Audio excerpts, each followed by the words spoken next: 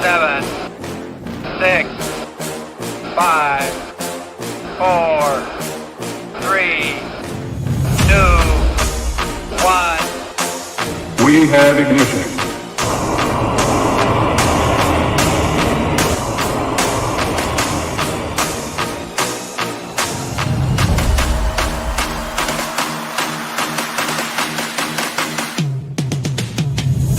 What's going on, guys? Welcome back to the Rest Period After Dark series. This is episode 7. Week 6 is in the books, so we got a lot of games to cover. A lot of fun storylines this week. A lot of good teams losing in kind of disappointing fashion. A lot of teams winning that you wouldn't expect to win. So it's cool. And then, of course, my Colts are now 5-1. They've solidified their spot as the best team in the AFC, so we got to talk about that as well. But yeah, should be a good one. Let's get after it. Big week for the Colts. I think this is the first week I'm walking into the podcast actually convinced that the Colts might be the best team in the NFL. So yeah, it didn't take very long. We converted him. He's joined the good side now. He's on the good side. Yeah. Enough of that. if you can't beat him, join him. Yeah. If you can't beat him, join him. Yeah. Indiana Jones. Yeah. Let me get that fit aid tonight, boys. I'd go fit aid on you boys. The Fit Aid. You hear me? Is that prescription? That looks prescription. That's prescription. We got a fit aid over here. No Rogan for me tonight. All right, here we go, boys. Yeah. I don't have a Rogan, so. But speaking of Joe Rogan's, we got a special link that you guys can use that'll get you discounted drinks. I'm sure that our editor Goggins will flash it on the screen right now. Dangerous. We'll But come up with something fancy. he'll come up with something fancy. But yeah, go get yourself some discounted drinks. Use our link. It's pretty sweet. Absolutely. Killcliff.com/rest period. It's good stuff. Try it out. Yeah. And on top of that, if you like us, like our stuff, subscribe to our YouTube, share it with one friend, maybe 3. I don't know. This is important stuff, guys. Get the word out to your friends. So try to subscribe, try to share it, do what you can to help us out. All right. Yeah. We want to hear your guys' opinions too. So drop them in the comments if you disagree with our takes. If you We wanna disagree, hear you're it. done. But anyway, I'm Yeah. sure What's up? I'm sure Goggins will respond with our account, roasting you or something, but let your opinions be heard. Yeah, we want to hear him. Light us up. Try to prove us wrong in the comments. We'll see what happens. Yeah. say one bad word about the Colts and you're done. Anyways. Yeah, one bad word about the Colts and then I'll be the one responding. All right, boys. What game are we starting with this week? I mean, we got to what do start. we got here? I think this is a good week to just take it in order. Let's start with the Thursday night game. I mean, Philly falling to the Giants. Whew. That is a ugly loss for Philadelphia, but the Giants, they might got something going for them with their new QB. Jackson Dart. He's got the coolest football name in the game. He's out there throwing darts, so Yeah, dude. The Eagles are kind of starting to show some kinks in the armor out there. no. I mean, the Giants have, they won a couple games. I think they've won 2 out of their last 3, but No. yeah, the Eagles taking a little step back. We've seen a bit of that around the league, like a lot of these kind of expected dominant teams starting to falter a bit. I guess it's not, unexpected throughout the course of the season, but pretty surprised to see the Giants take care of the Eagles pretty handily. And I think we talked about it last week, right? Hulk and Goggins, we kind of said the Eagles didn't have much of an offensive game plan. Jalen Hurts is not elite. Their defense is good, but not great. It kind of showed up. Everything we said kind of happened, actually. Like, they just were not – they were not a team that I thought they didn't look elite to me. And Cam Scattaboo, who put down 3 touchdowns on the Eagles, he won me my fantasy football game. So Cam the Bruiser is my guy, man. I said this last week. He's my guy. So yeah, Jackson Dart's got the football name, like you guys have been telling me. He's darting that football all over the place. Yeah, the Eagles are not as good as we were. I mean, we were hyping them up a little bit. I think they're good, but they're not an elite team right now. Yeah, I don't think the Eagles are. I mean, we've been saying this. We said it like really early that we thought the Eagles are going to have a down year this year. They weren't going to be as dominant as we saw last season. But like part of the problem is it's just more of the same from last week. I mean, Saquon only got 12 touches in this game.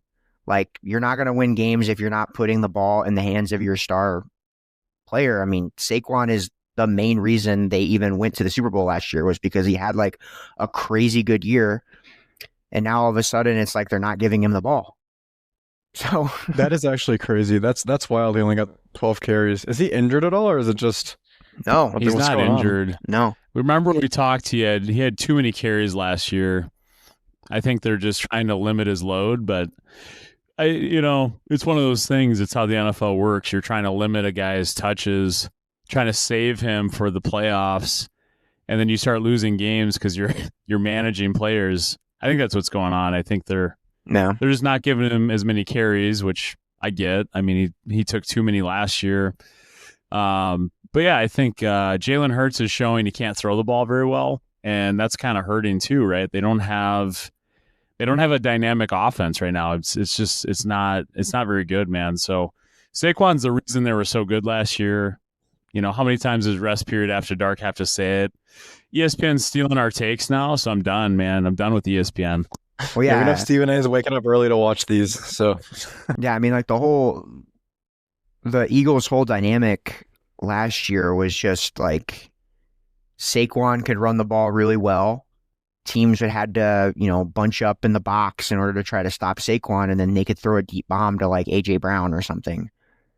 But now it like feels like, I don't know, like they're not giving Saquon the ball, and I feel like part of it has to do with, I think I said this last week, is AJ Brown and Devontae Smith have been throwing a fit about how they're not getting touches, so they're trying to like overcompensate by throwing a lot more. And when you're putting the ball in Jalen Hurts' hands, like Lombardi has been saying, you're just starting to see that maybe he's not as elite of a quarterback as everybody's been saying he is. No, and he's a Super Bowl winner. I want to be clear. Like, I don't think he's a bad quarterback. No. It's just like he's not an elite thrower. So, the people out on the YouTuber, they might come after me for saying that, but no, I think he's kind of shown himself to be a really good game manager, right? He can matriculate that football down the field, if you know what I'm saying, guys. But he's not a deep bomb guy. He's not I think Jordan Love can throw a better football than Jalen Hurts, but Jalen Hurts can run the ball. He can push. He can win a lot of games. So, no, I mean, I respect him, obviously. So, to be clear, I think he's a good quarterback. Yeah. But I just don't think he's an elite thrower. That's probably the biggest point. But I think they're having a down year. I mean, we'll get into my team later, but yeah, good teams are starting to falter a little bit, and that's just how it goes, man. That's the NFL. So yeah, I mean, I think that like I said, I mean, I think they're just becoming too one-dimensional, and teams are starting to figure them out. So I think they need to start mixing it up a little bit more, get back to more of just like a 50-50 split between throwing and running, get the ball to your playmaker who, believe it or not, is Saquon Barkley. Give the man the ball, feed him the rock. Well, and then Spot on the other sideline, you got Jackson Dart and Cam Scatabo. Those guys look like they should be working at a vape shop or something. Like, just gotta throw the Eagles for a loop when they see those dogs lining up on the other side. Those guys are wild. What's their nickname? Goggins, what's their nickname? The Dart and the Scattaboo, don't they have a nickname? Do they? I haven't heard it.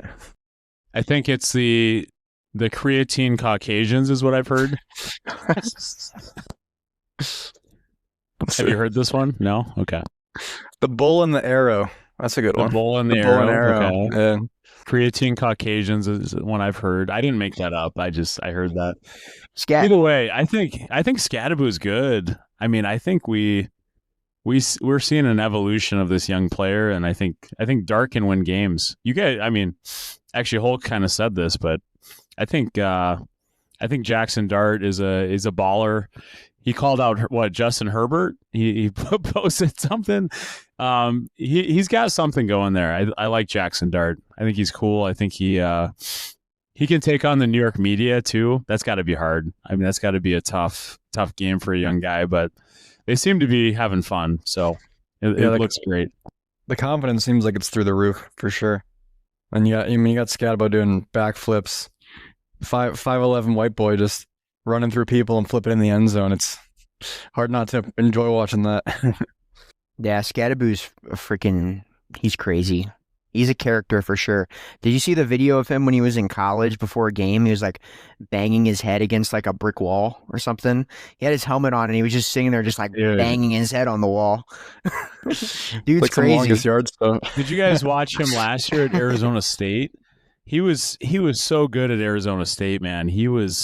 That's why I like Cam Scadaboo so much, is I saw him last year in the college football playoff, and I swear he had like 25 carries, like 10 catches, bloody nose, and he almost like won the game by himself. It was crazy. Like, who is this guy? So anyways, it's not surprising he's so good. I think he was a dominant college player. Ashton Genty was also a dominant college player, right? And we're seeing both of them have success as rookies. So you kind of figure they're going to carry that into the NFL, especially when they're that elite. So yeah, Scadaboo doesn't surprise me at all. I got him on my fantasy football team for a reason, and I just kind of sat him there waiting for like 2 or 3 weeks, and he's turned into exactly what we kind of have called for. I think he's a top guy, man. He scored 33 points in fantasy football. He's putting my team in a good position. So Yeah, no, I think the other controversy from this game, I don't know if it's a controversy, but the like head coach, or like, I don't know if it's just the head coach of the organization, is getting like fined by the NFL because he went inside the blue medical tent when they were like basically taking Jackson Dart through the concussion protocol. I think he was just seeing ghosts. He was just like, oh no, I can't have Russell Wilson out there for more than one snap. This is terrible. We got to get Jackson back out there. He can't be hurt. what's your feeling though? Like when I coached football and played, the blue tent wasn't a thing, man. So what's your feeling about that? Because I feel like Dayball was mad because he kind of thought Jackson Dart didn't have a concussion. There wasn't a problem. I think Jackson Dart actually said, like, dude, I'm fine. So it's very weird to me because now they're pointing at guys, and if they say, hey, that guy might be a concussion guy, right? We got to take him to the blue tent.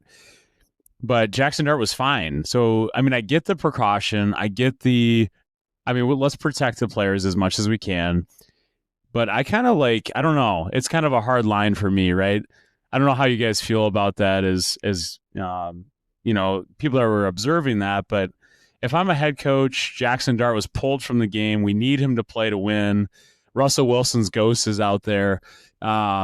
It is hard. No, it's hard because as a coach, you want your guy playing, right? So, but I understand to protect the player. So I don't know. It's a hard back and forth, I guess, but that's the rule in the NFL, man. If they say, hey, that's a concussion guy, he's got to go to the tent. Doesn't matter if he feels fine. I think they're trying to prevent guys from just saying I'm okay and they're not.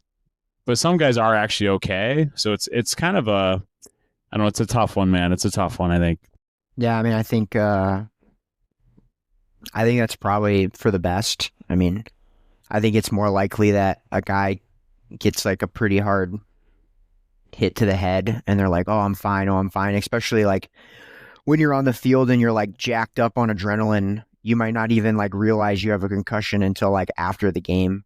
And then you just keep taking more hits. I mean, I think it's probably for the best, especially with some of the guys that have been in the league and taken like really bad hits to the head and kept playing and now have major issues after it. I mean, no football game is worth your long-term your long-term health, and concussions, I think, are pretty serious. So Depends who you ask, right, Hulk? It's Yeah. kind of like some players actually would say like the opposite of what you just said. And I know it sounds crazy, but it's their life, man.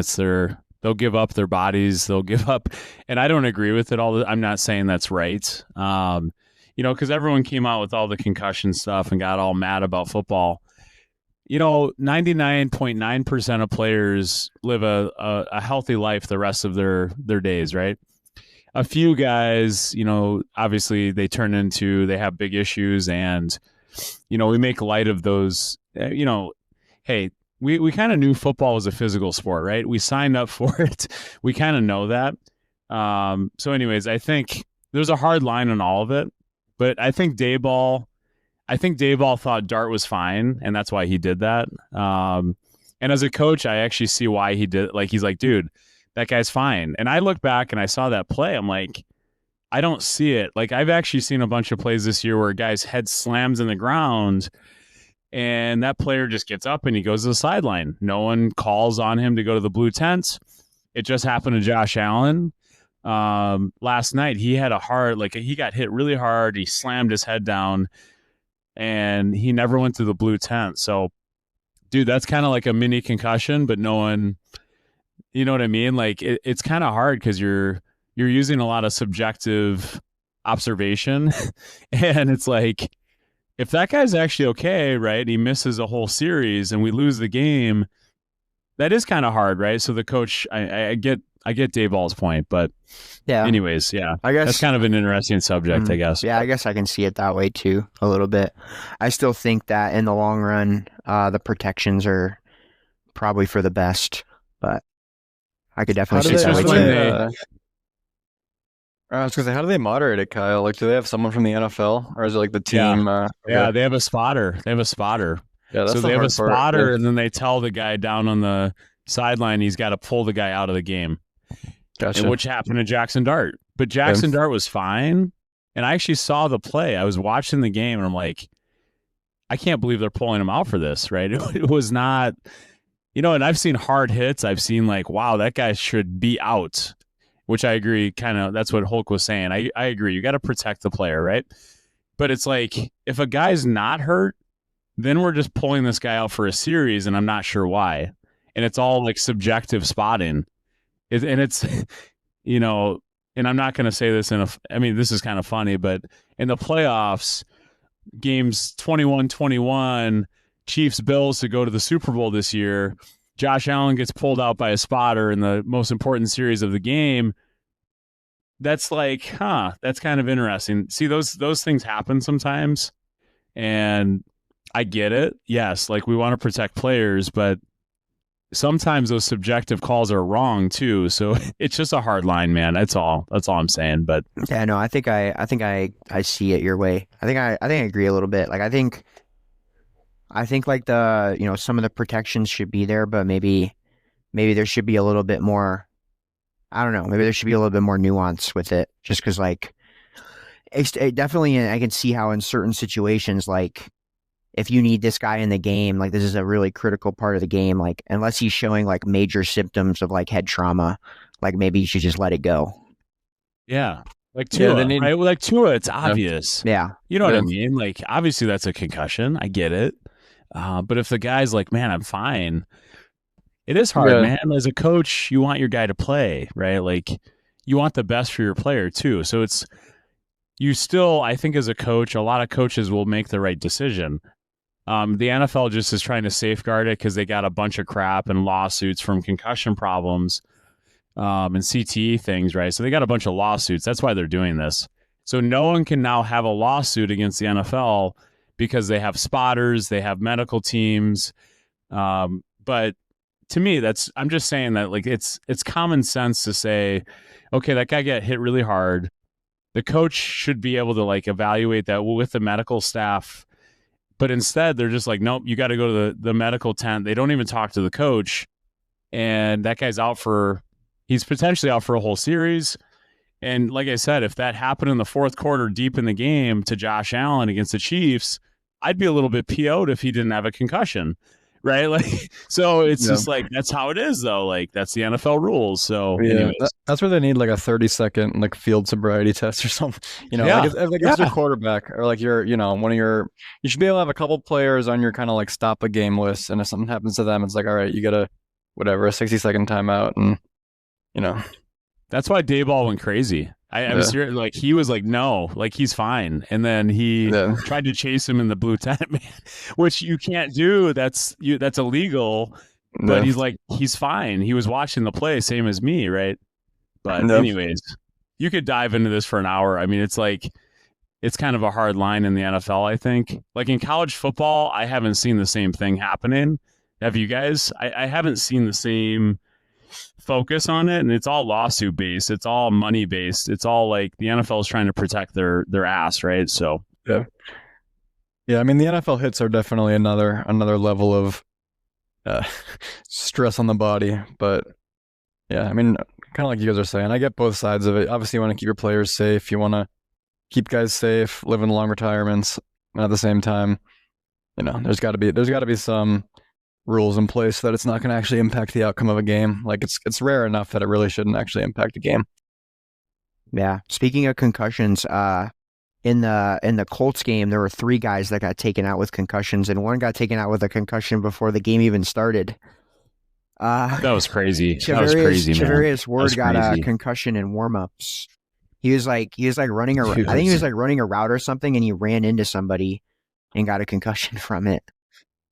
I think he was like the receiver was running an out route, and Ward was like no pads on, trying to defend the out route, and a tight end from the Colts hit him, like slammed him shoulder to shoulder, and Ward didn't know he was there, and he lit him up, man, head down, smack into the turf, and he just laid there. He just laid there for a minute because it's like, whoa, that was a real concussion. Like he's gonna be out for a week or 2 weeks, right? Like that's like holy shit. He's seeing, the bright lights cause him problems. That's when you know you have a concussion, man. The lights are causing problems. You can't focus.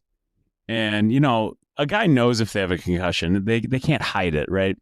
But anyways, yeah, that sucked for the Colts, man. Do you want to go into the Colts game? Because that's kind of the most important game of the week, I think. So, yeah, I mean, we can go into the Colts game. I mean, just staying on the topic of concussions, I mean, that whole like spotter thing, there were 2 other guys that got taken out of the game. Marvin Harrison Jr. got taken out of the game because there was a hit where he like kind of hit his back of his head hit the turf, and it kind of looked like he had like that ricochet effect, which you're normally worried about with concussions. But he got up and he looked fine, went to the Blue Medical tent, and they took him out of the game. And then there was another guy on the special teams for the Cardinals that got taken out, and he actually was concussed because he got taken out on like a. Well, I think it ended up being a neck injury, but he got taken out on like a stretcher. So, yeah, but otherwise, just the Colts game in general, I mean, there's not a whole lot to say. I mean, Daniel Jones is elite. Jonathan Taylor's elite. Tyler Warren's elite. The Colts are elite. Our defense. what about Dickerson? Dickerson was elite back in the day, back in the 80s. Show us that jersey, bro. Show us that jersey, man. Come on. Here's a jersey. Yeah, here's a jersey. 29. Some vintage stuff right there. Dickerson on the back. Yep, it's pretty sweet. He was elite back in the day, for sure. They call him Jonathan Taylor 1.0, right? Yeah, absolutely. Sure they do. The goggles. I love the Dickerson goggles, man. Yeah, he had like a Wow, neck. He had like okay. this neck pad too. Neck pad, goggles. Yeah. Had over 2,000 yards rushing with the Rams, I think. But anyways, yeah. Yeah, but I mean, this was kind of a, the offense still showed out. We put up 31 points. Can't really complain about that. There was a few mistakes. Daniel Jones threw one pretty bad interception, I think, pretty out of character for him this season. He tapped into his New York roots for a second, threw one pretty bad interception. But other than that, the offense, was pretty clean. The defense just didn't show up until the end of the game. Like they got one really big stop. That's why they won the game. Otherwise, we were getting torched by freaking Jacoby Brissett of all people. So, Holt, can you tell me, was Letu in the game? I didn't watch the game, I'm sorry. But was Letu in that game, or was he injured? I thought he was maybe injured because I didn't see any stats from him. Okay, so you had Travarius Ward, who concussed before the game, which is crazy.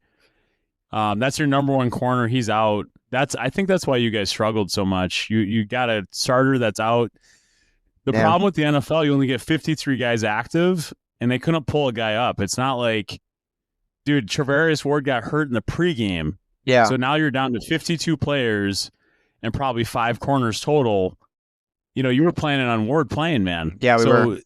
That's one of the craziest situations I've ever heard of. We did. I've never freaking heard of this. We were ever. Yeah, we were able to put his backup in, but we basically had like our linebacker covering people, and it wasn't great. Like I said, Jacoby Brissett was torching us.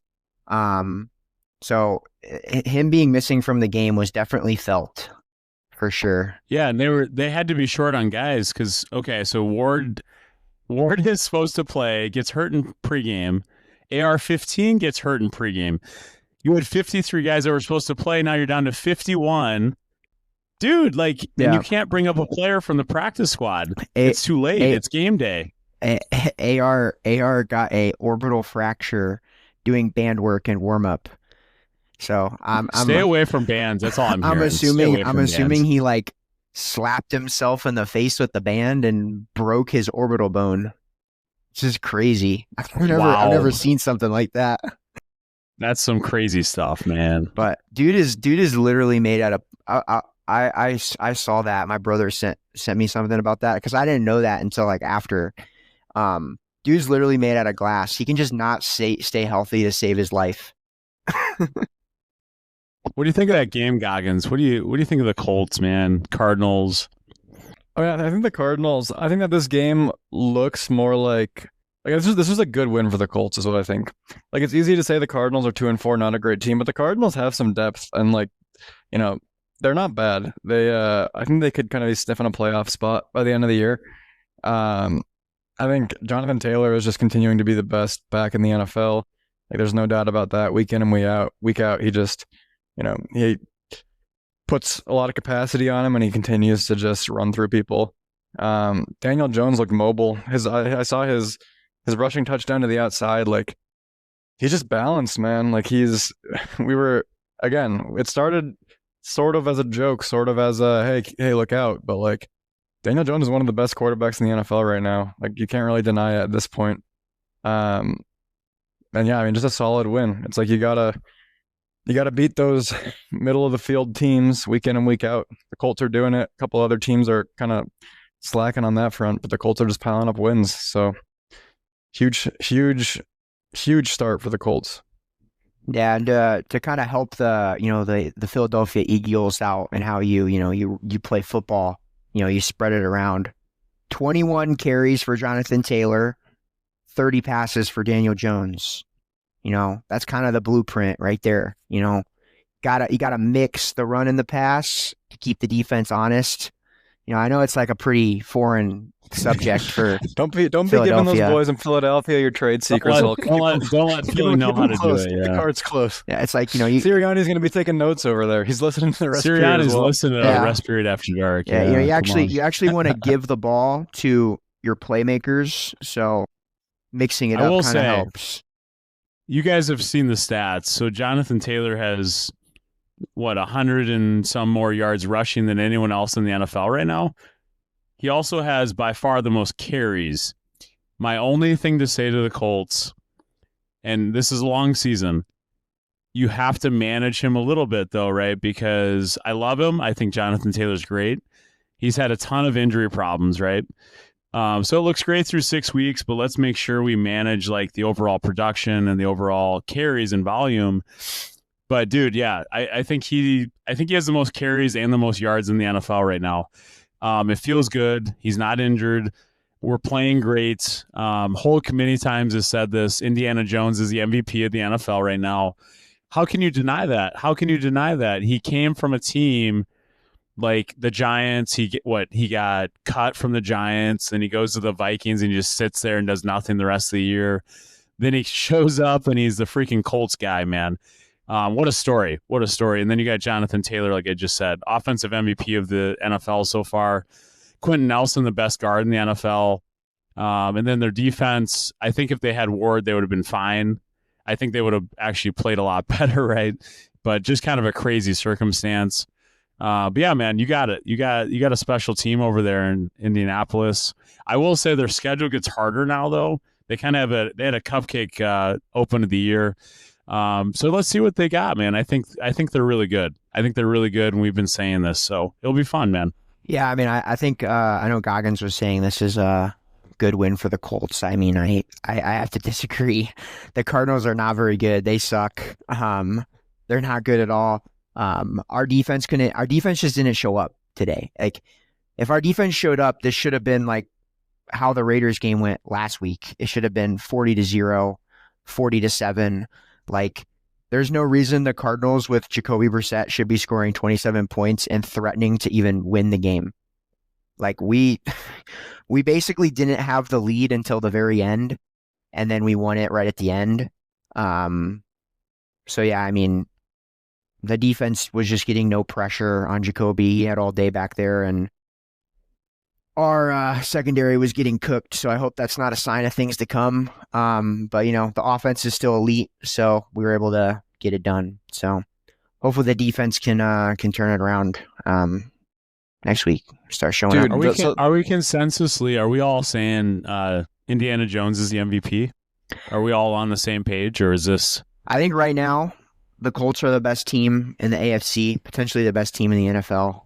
And I think that, with the recent string of losses, the recent bruises that the Bills have faced, I think Daniel Jones is the clear MVP at this point. But we're getting close to about the halfway point in the season, so there's still a lot of football left to be played. Josh Allen could still very well be the MVP by season end. Dude, look out for Baker. Look out for Baker Mayfield. He's my MVP right now. Yeah. Baker's in the conversation for sure. Baker's having a good Baker's year. in the conversation. No, I mean, it's a Indiana Jones. Let's at least put him in the contention, right? And Colts have to be on the list for like best team in the NFL. So that's great.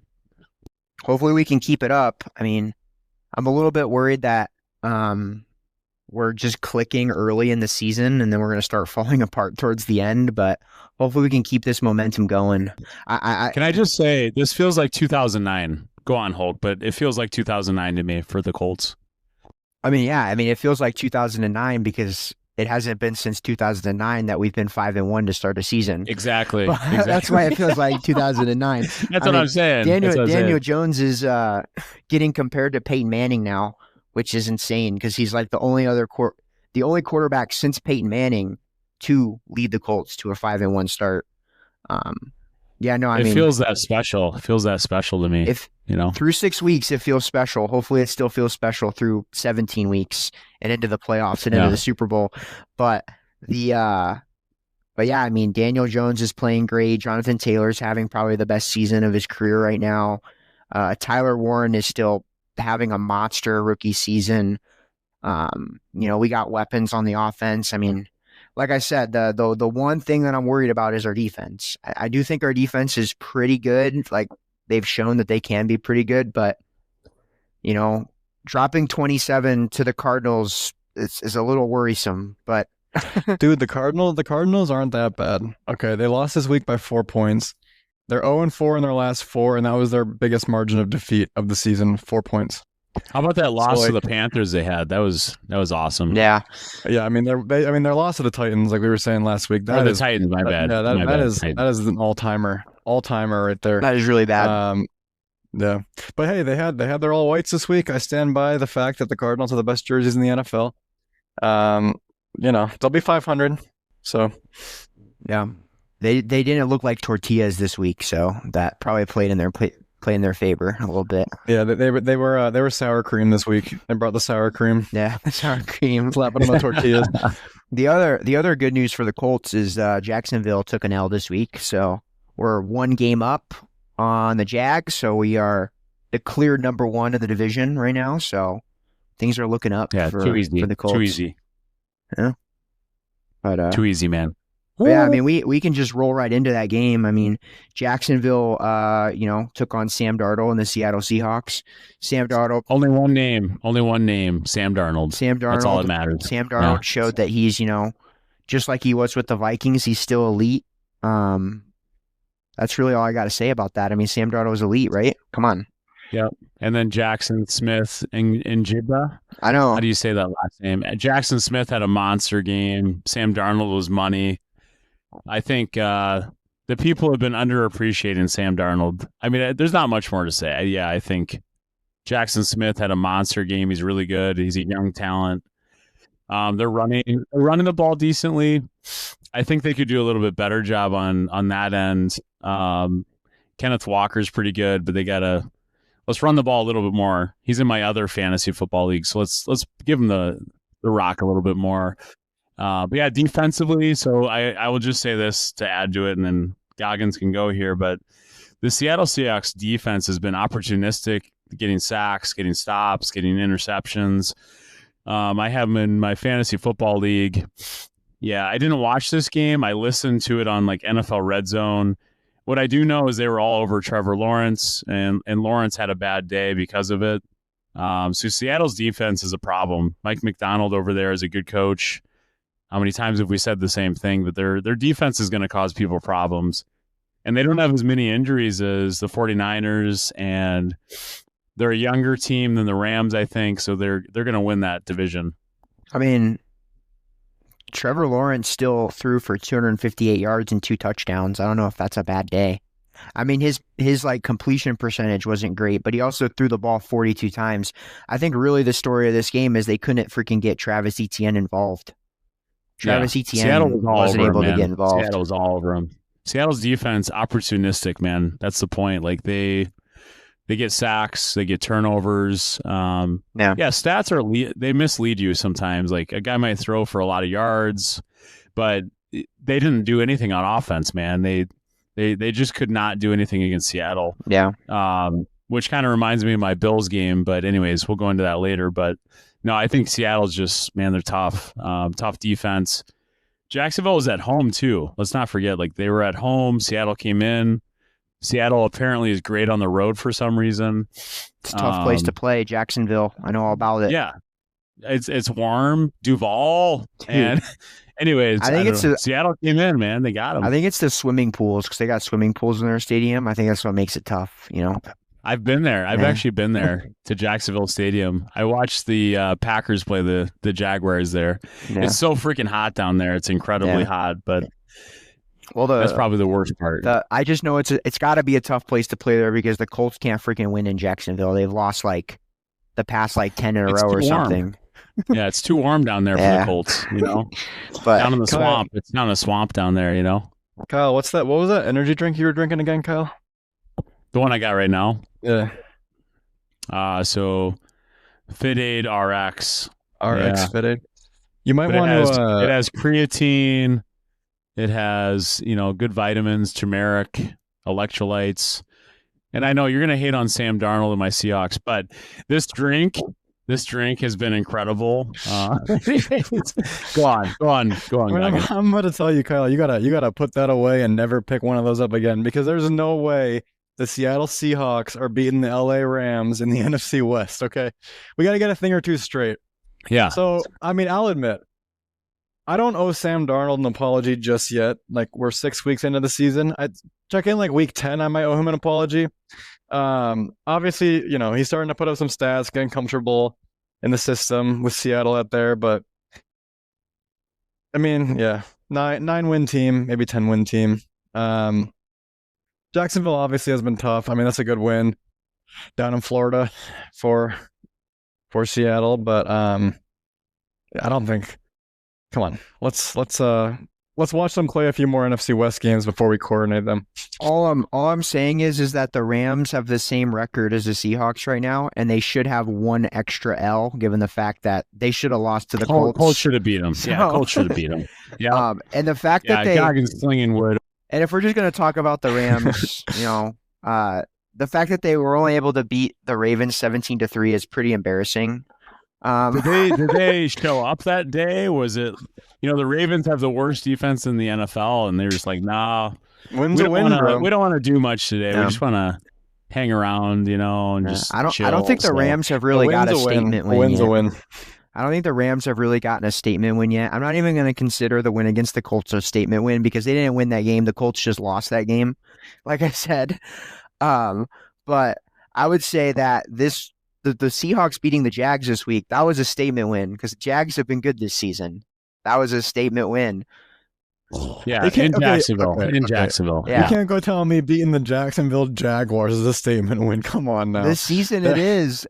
This is a weird season where we're beating 5 weeks into the. Come on now. We're 5 weeks into the. We're not gonna act like the Jaguars are a contender. Please. the Jaguars. The Rams.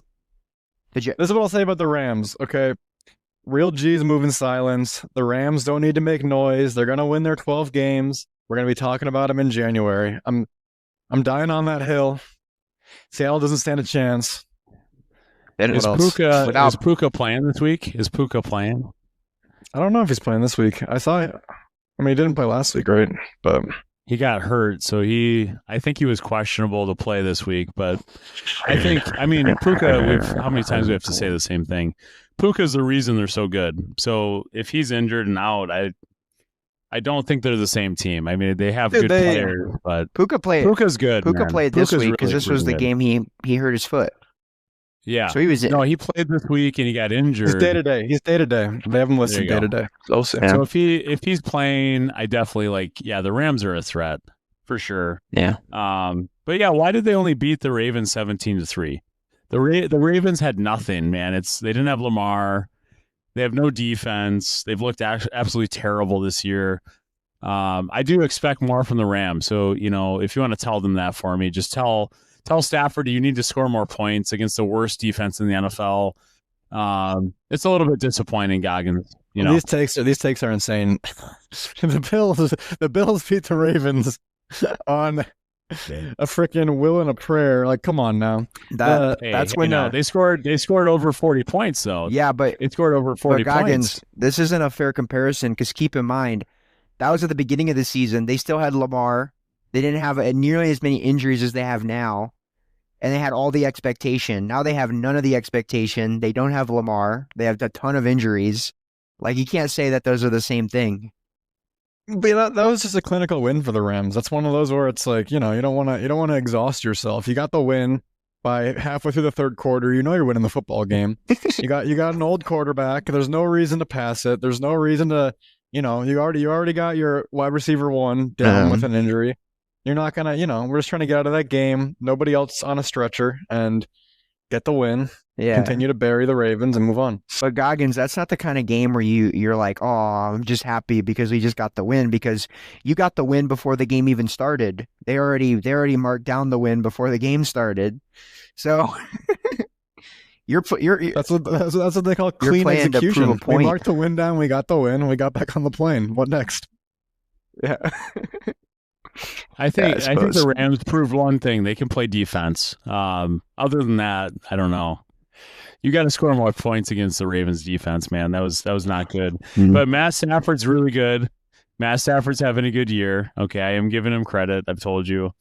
Puka's really good. Devontae, Devontae's not doing great. He's in my fantasy football league. We got to pick it up, Devontae. So, if you have an inside source to how to talk to Stafford, tell him to stop throwing it to Puka. Give Devontae more touches because I'm tired of it. Okay, Kyron Williams is a good running back, and I think they should feed him a little bit more too. Blake Corum I think was out last week, right? But he's also pretty good. So no, I could see the Rams being, and I've said this, but they're gonna miss the playoffs just barely. They're really good. They're talented. No, they're right there, man. They're right there. They're on the edge. And we'll go into this deeper, like right now in the NFC. The Rams are on the edge. They're not at the top of the NFC. Obviously, they're kind of in that borderline. Okay, are they a top 4 team? Are they number 8? I don't know. They could swing a lot of different directions. And obviously, you're hoping that Stafford stays healthy. You're hoping Puka stays healthy. You're already dealing with some Puka injuries. So, dude, one guy goes down, and this is any team, right? This is why the Ravens are so bad. Their big-time guys are down. They look freaking terrible, man. So I'm worried now about the Bills. I don't know. We can wait on the Bills game, but Bills have a lot of big injuries too. And they're showing, man. They're not playing well. They're not executing. They have big names that are not there. And we're going to say, oh, they're terrible. But, no, it's just like, dude, the Rams had more guys that were healthy. They got through that game. I mean, yeah, it was workmanlike, but I like workmanlike wins. Okay, as much shit as I give Goggins here. I like workmanlike wins. I like going, I think they're in Baltimore, so you win on the road. And sometimes that's tough. I'm still going to say they're missing the playoffs, but I respect like the win they had. They did the work, but they got to score more points. That's all I'm going to say. You got to put up at least like 24 to 30 points, man. The Ravens were so bad on defense. Like, how do you not do something more? That's my biggest critique of the team there, okay? Yeah, Goggins, I'm just going to say that the Rams are doing a great job at leaving doubts. They need to leave no doubts. If they're this elite team, and we're supposed to believe that they're this elite team that's going to win 12 games this year, they need to stop leaving doubts. But they've been leaving a lot of doubts. Boys, how are we gonna build a legitimate sports podcast if we can't say that the Rams are contenders? Come on. What are we doing? You beat 2 touchdowns over what was probably the favorites in the AFC coming into the season. Derrick Henry ran for 120 yards. Stop. They're bad. Come on. Next game. We can't talk to me in a month. We can't be The Rams are good. We can't be hyping up the Rams too much because, like I said, they played a Ravens team where if they were as good as we're to lead that you're leading us to believe, they would have dropped at least 30 points. That's all I'm saying. They had the win. A good quarterback will, he knows when to hit the gas and he knows when to hit the brakes. Win is a win.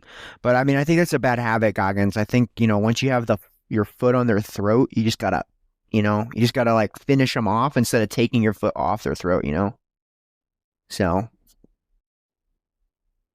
That's fair. But I mean, the Ravens were never in that game. Come on. They were in that game for 15 minutes. All right. We can go to the next game. I think the next game of interest is the Carolina Panthers, who have now stumbled upon another win. It's looking rather gloom in Jerryville over there in Dallas. Did you guys watch that game? Did you watch the game at all?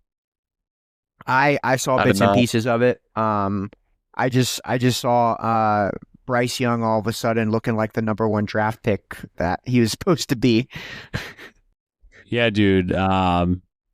I don't know. I'll just say one thing. Rico Dowdle. Okay? You guys know who that is? I could not pick him out of a line, no. Dude, Rico I was about to pick him up. Dowdle. I was actually about to pick him up on the waivers this week. I didn't. Dude. I passed on him because I picked up. He had a went monster game. He's had 2 monster games in a row. I was watching this game a little bit, and I'm like, Rico Dowdle, who was with the Cowboys, I think, for 3 or 4 years, he was a backup for the Panthers. Their starters out. They're just giving him the ball. 25 carries. I think he had 185-ish yards this week in rushing. The previous week he had over 200 yards rushing. He's like number 3 in the NFL in rushing now, and it's from like 2 weeks of work. So, dude, it's like Rico Dowdle, man. Remember that name? I don't know. He's playing hard. Hulk was saying give JT carries. The Panthers are using your blueprint. They are giving the ball to Rico Dowdle, and they're saying stop us, and no one can right now. And Bryce Young looks good because of it. So, anyways, I think the Cowboys don't play defense. Their defense is it's not as bad as the Ravens, but they're bad. And the Panthers just, man, they hammered it down their throat. Dak Prescott's really freaking good. George Pickens is good. Yeah. I don't know how the Packers tied the Cowboys, but they don't play any defense, man. They freaking lost to the Panthers, who, I don't know, had no business being in that game. But Rico Dowdle had a monster game, so yeah. I got to call him out. I got to say, Rico Dowdle, great game. You played your ass off, man. Nice job. I am gonna pick on the Packers a little bit, but every single loss that the Dallas Cowboys take to some of these teams, it just makes the Packers look that much worse. It's almost like that's the second most embarrassing game the Packers played this year. Yeah, I know. That 40-40 tie was pretty tough for Packers fans. I mean, this is a Cowboys team that lost to the Bears pretty convincingly. This is a Cowboys team that now lost to the Panthers, who at the beginning of the season, I mean, like we said last week, Barstool was saying they're eliminated from the playoffs before the season even started.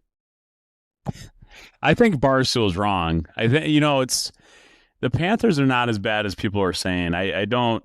If you watch that game, their defense is really good, man. They got edge rush. They had pressure all over Dak. They ran the crap out of the ball. Like I said, they're physical. I think anyone that doesn't if you look at it from the outside in and you don't watch these teams play, it's easy to say, oh, they're shitty. All their players are terrible. But when you actually sit down and watch these games, guys, the Panthers have good talent. They have guys, right? So you got to be careful, on Barstool's part, that's not true, right? When you watch them play, they're not bad. The NFL is full of parity, which is the whole point of the NFL, right? There's salary caps. There are young, good players that come in, and they make an immediate impact, right? So I think the Panthers are way underappreciated. Don't forget, the Panthers kick the crap out of the Falcons. And the Falcons are not bad guys. So I think the Panthers, we have to be a little careful on. They're kind of up and down. I get it. But, dude, I love how they ran that football. Rico Dowdle, man, I just respect it. They pounded the rock, went back to 1980s football, and I'm feeling it, man. I love watching that game. It was like Wisconsin football with Ron Dane back in the day. You know what I'm saying? Just give him the rock and run that boy. Yeah. And it's just 30 carries, 30, just keep giving him the ball. Yeah, 30 carries is a lot for a running back. Yeah, dude, I mean, it's not. They didn't care. They're like, give it to him. I don't care. It's not. It might not be the most glamorous, but that's freaking football right there. Just that's football, smash man. mouth That just football. feels good. Just that run just the ball good. up the middle. There's nothing prettier than a well-run halfback dive play. And give me a few traps. That's old school football right there. Give me a few powers to the left. You know what I'm saying? Yeah. Give me a few sweeps. Yep. Let those big those offensive linemen, they don't like to sit and pass block, let them move a little bit and go out there and hit some linebackers. I call them big uglies. The big uglies like to move. Yeah. They like to move mountains. You know what I'm saying? The big uglies like to move mountains, all right? No, I mean, I actually think you're right. I mean, I think the Panthers are, I mean, look, I haven't really been keeping tabs on this team because, I mean, I think like everybody else, we kind of wrote them off before the season even started. But they're 3-3 now. They had 3 pretty decent wins. They're going to play the Jets next week, so that's a free win. So, they're going to have a winning record. They're going to stumble upon a win. They could have the same record as the Rams next week. They're going to stumble. What are we going to tell Goggins? They could be 4-3, and the Rams could be 4-3, and he's going to be sitting here saying how they're contenders. So the Panthers are contenders too, I guess. I don't know. Yeah, I guess the Panthers are contenders too. If 4-2, 4-3 teams are contenders right now. Sorry, that was just funny. I played the 5th. Hey, I'm telling you. Kyle, get out that calendar and make a note. January 1st, say, talk to Goggins about the state of the Los Angeles Rams and have a conversation. Every year they're the same. They have a bunch of injuries. They're barely limping in the playoffs. Aaron Donald's limping around the field. Matthew Stafford can barely walk. I know it's coming. I know it's happening. No, we're in good shape. Man. The Rams are in good shape. Yeah, we're feeling good. I have bigger concerns in the NFL right now. Wait till we talk about the Packers because the number 2 team in the NFC you're concerned about. Okay. Number 2 record. I'm deeply concerned. Now wait a second. So Rams okay, that's fine. But the Packers are the second best record in the NFC right now. Look, okay. Any team that ties a football game should be disqualified from playoff consideration. Because I can't look at these numbers, Kyle. I can't be looking at the records 3-1-1. Any given Sunday. It gives me a headache. This is how it works, guys. It's a long season. Yeah. You got to remember. The the Rams could be 5-2 next week. They play the Jaguars in London, by the way. That's that's a weird matchup. But let's say they're 5-2, right? And let's say they play well. Great. Let's say the Packers take care of business, which they should. They're 4-1-1. And I get it, man. The Packers, they shouldn't have tied that game. They shouldn't have lost to the Browns. But, dude, it's like the Eagles lost to the freaking Giants. I mean, the Eagles lost to the Giants. How the hell did the Rams lose to the Eagles the way they lost? I could say that's just as bad of a loss as the Cowboys tying the Packers. Like, how do you lose on a blocked field goal? That's pathetic. So, like, that happens everywhere in the NFL, right? Like, so I just think it's an any given Sunday thing. You can't just stop the Packers and say, oh, they're terrible. Like, they do have the second best record in the NFC. They have a young team, again, like I've said. Like, Micah Parsons is the best player in the NFL right now, in my opinion. And actually, the gradings on his games, he's the highest graded player in the NFL. Like, Jonathan Taylor's really good by stats, yes. But, like, Micah Parsons impacts the game in ways you don't see. He pressures the quarterback on every freaking play. So I was looking at the PFF on Micah, and it's like his grade is similar to Aiden Hutchinson and Myles Garrett. Very good players, right? But no one else on the whole defensive side of the football in the PFF rankings are anywhere close to Micah Parsons' level. Like, he affects a game like Ohtani affects baseball. And I've said, like, he is so good, guy. Like, and I get it. Like, some of our guys aren't playing great for the Packers. They'll get better as the season goes. But unfortunately, like, the Rams don't have a guy like that. They don't have an elite guy. They're really good, though. You know, the Colts are really good, but they don't have the elite superstar that makes the play in the big moment. And that's why I still believe in the Packers, man. I think. I'm sorry, Labardi. I might have to interrupt you here. Did Puka Nacua just leave the chat? Because Jonathan Taylor, we're saying the Colts and the Rams don't have elite players. Puka No, Nacua. defense. Defense. Okay. No, I was saying the defense doesn't have elite players. No, I was like, Puka Nacua is pretty elite. Okay, this is the problem. No. Defense. I'm going to interrupt you now. I agree the Packers, they have a great defense. That they're a team that hasn't learned how to close out football games, and that's a problem. I mean, even the Joe Flacco almost backdoored us again this week. If we would have lost 2 games to Joe Flacco in the same season, I don't know if I can turn on another Packers game. I got to be honest. You got to give credit, though. Jamar Chase is really good, man. I don't – the NFL guys, there's a lot of elite players, right? Like, to say it's Joe Flacco, like, Jamar Chase is an elite player. Justin Jefferson is an elite player. Puka Nacua is an elite player, right? It's like, I agree the Packers should play better. They should finish games out, but they are the second best team in the NFC by record right now. So I get it, but a lot of other teams are not as good as the Packers, so I could criticize them more because the Packers have a better record than almost every team in the NFC. You know what I mean? Like, we could go down that whole role, but I think Micah Parsons is an elite difference maker on the defensive side. On offense, they don't have what you guys have. They don't have what the Rams have, I don't think. They're really good, man. I mean, Jordan Love has been playing well, but they don't have a Puka. Man, Puka's the best receiver in the NFL. Kyron Williams is amazing. And we don't have a JT. We don't have a Tyler Warren level player, I think, right now. But we are getting Christian Watson back for the Packers.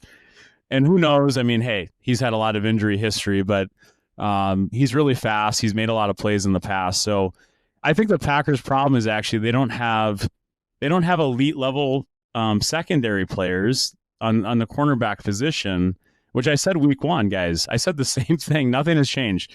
They can't stop Jamar Chase. They're going to have trouble with Puka Nacua. They're going to have trouble with any elite receiver. But the thing that we do have is we have an elite edge rusher, and that's going to make up for it. We kicked the crap out of the Lions, and everyone's like, oh, the Lions are the best team in the NFL. No. No. Like, yeah, they play pretty well when they don't play a good defense. I'm sorry, no offense to the Lions or Colts. They haven't played anyone. It's like, yeah, the Colts have won a lot of games, but they haven't played good defenses. So we got to be careful, like, crowning people without teams playing really good defenses or offenses. The Packers have had a pretty easy schedule too, man. Come on. The Packers have played... The Lions in Washington? the Browns, the Cowboys, and the Bengals. Those are the 3 worst teams in the NFL, Kyle. And they're playing okay, this is what I think. This week they're playing the Cardinals. Do you think the Packers are not good? Do you think the Packers are not good? I don't think they're not good, but I think they have to be better. Like, I don't think they're not good, but they're not going to contend if they can't close football games. And I think this week they're playing the Cardinals. That's any team in the NFL, though. That's the same thing you would say about any team in the NFL. The Colts almost lost to the Cardinals. Wait. The Colts almost lost to the Cardinals. Wait. So you're telling me the Packers? I'm just concerned. The same thing. I'm a concerned partial owner of the team. The Packers won. Almost doesn't count. The Colts got it done. The Colts almost lost. I don't get it.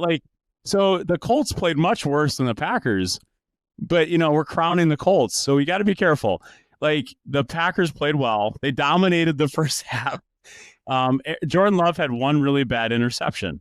Dude, it's how it goes. You can't criticize players too much either, right? There's a good and a bad to everything, yes. But, I think Jordan Love played really well. And I listened to LaFleur talk after the game, dude. He's not – okay, any coach knows, hey, yeah, we need to close the game out. We need to play better at the cornerback position. We need to run the ball better. But I think the Packers have everything to say they're elites, right? The Colts have an elite team right now, right? The Rams have a really good team. I'm not saying they don't, right? So I think all 3 teams have what you need to be really good. But I think the Packers have more talent than the Rams. If they played each other right now, I think it would be a tight game. I'm not saying they're going to be a blowout or anything, but that's just my opinion too. I mean, I watch these games. I see they're not closing games out. Their defense is giving up big plays to Jamar Chase. But it's man, we don't have an elite corner. So that is our issue, right? So I think that might be a problem. That might be our biggest kryptonite, obviously. If an elite receiver comes in, has a 200-yard game and kicks the crap out of us, it's kind of the same stuff we've been talking about. They don't have a corner to stop that. I think Justin Jefferson's going to be a problem because I don't think we can cover the guy. George Pickens gave us a lot of grief, man. So, no, I think that's a fair point. I just don't think that you can say they're not a great team. They've had elite games. They've had bad games, right? They've had bad games, obviously. But they beat the Lions pretty handily, which everyone was they're the best team in the NFL. So I'm not sure how that's not a big win. They beat Washington, who went to the NFC Championship game last year. And I know the Bears beat Washington last night. I get it. But it's an up and down season, man. So you gotta kind of take it as it goes. The Packers got to get better. Yeah. I think they should have beat the Bengals by more. That will end my monologue. Sorry. How are you going to sit here and come after Matt Stafford's neck for a 17-3 win over the Ravens and then go to war for Jordan Love? Come on now. Jordan barely played well. beating the Bengals, letting the Bengals back, and the Bengals were actually in the game. The Ravens were never in that football game. I thought Jordan played well. I'm surprised you said that. I think Jordan Love actually is the reason we won. So I think he played really well. I think our defense didn't close the game out. I would see your point on that, but I think Jordan Love played really well. He's really good, man. I think he's not getting enough love. We don't have great receivers right now. That's our problem. We don't have a guy that's a dominant Puka, a dominant, even the Colts, man, I feel like they have really good receivers. They're playing really well. But Jordan Love had a great game. He closed the game out. He hit Matthew Golden on a deep crosser late in the game. That basically closed it out. Matthew Golden's playing really well. He's not elite though, man. He's not Puka, right? We just don't have that guy. So no, I think Jordan Love's playing well. I think Matthew Stafford's playing well. Daniel Jones is playing well. Actually, all 3 quarterbacks are playing well. So it sounds like you don't like Jordan Love, Goggins. Can you explain that? I'm not saying I don't like Jordan Love. I'm saying I think I'll say this. I think this week against the Cardinals will be a good litmus test for the Packers. They've been working really hard to maintain a decent spot in the NFC North. I think we all thought it was going to be a bit of a hotter start than it has been. There was so much hype around them. I get it. It's hard. I mean, like we always say, the NFL, it's hard to win games in the NFL. A lot of elite players throughout the league, even on your kind of sleeper teams. But yeah, I mean, I think the Cardinals are better than their record says. I think that this will be an interesting game for the Packers. I think it could be a potential statement win, but I also think it's a team they could struggle with. So, yeah, I mean, I think this is a big game this week. For sure. I mean, if they lose, no, I mean, I think there are things to worry about, right? I mean, if they lose, they're 3-3, right? Like they're suddenly like, okay, yeah, what's 3-2-1? Yeah, I think they're a team that is young. I really think they'll be really good at the end of the year. And you guys know this, but the Packers have always played better into like December, right? So they're that kind of team. They just get better as the year goes. Florida's record shows that they're never. I don't remember a time where they've gone undefeated in the first 5 weeks. They're a team that gets better because they get coached. They improve over time. That's kind of every year the Packers, at least in my time being a fan of the Packers, they've always gotten better.